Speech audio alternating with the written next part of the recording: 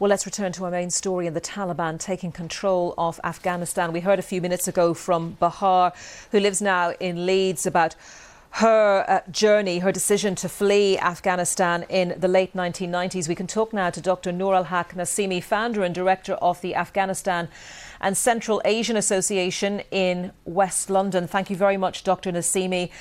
And you too, like many Afghans living in the UK, have a story of having to flee Afghanistan. Tell us yours.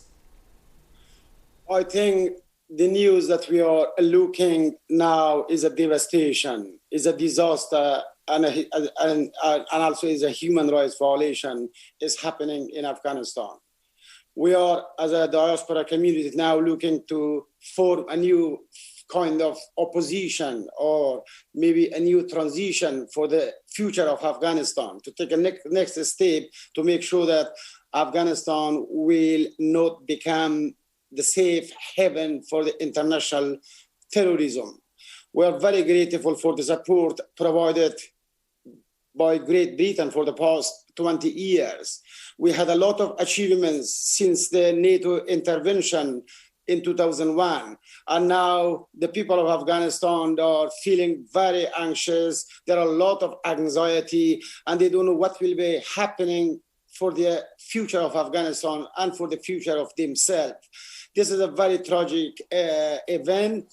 The Taliban already started persecuting people, searching house by house. If they find anyone who were working with the previous government or with the US military army, with the embassies, working as a journalist in the media, they are killing them.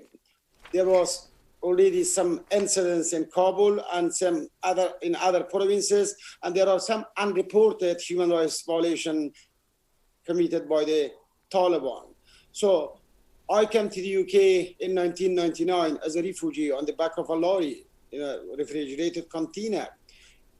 So I have similar experience that the people of Afghanistan now facing under the Taliban regime in Afghanistan. And that's why millions of people now hoping for their future, how they can leave the country, how they can find a safe place for themselves and their family members and their children. Given what you went through, yeah, could you have imagined that what is happening now is would happen, and that it would happen with such speed? So this is the devastation that we didn't expect, that the Taliban take over the control of the country so fast. And at the same time, I think that the US administration, the announcement they made since for last month of withdrawal of their troops from Afghanistan, as well as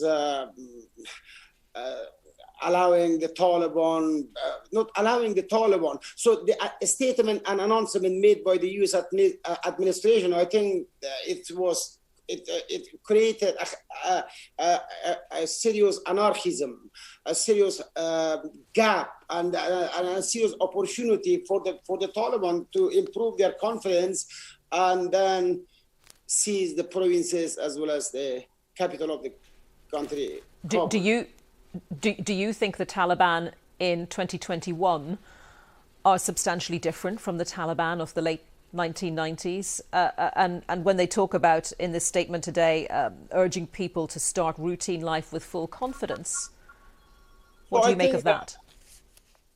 I don't think the Taliban attitude is changed now comparing to 1996 or 1999. The Taliban, they are the same people. They are providing misleading information to the foreign correspondent, to the foreign media. According to the latest news, as I said, that there are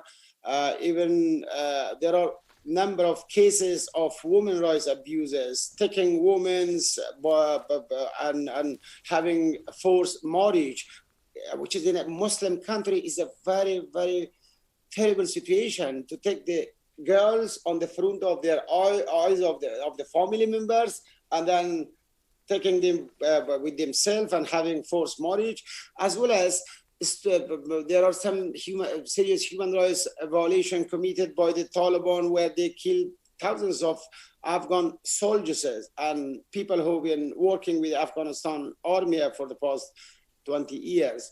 I don't think that the Taliban attitude is changed. The Taliban become more extreme, more radical, and more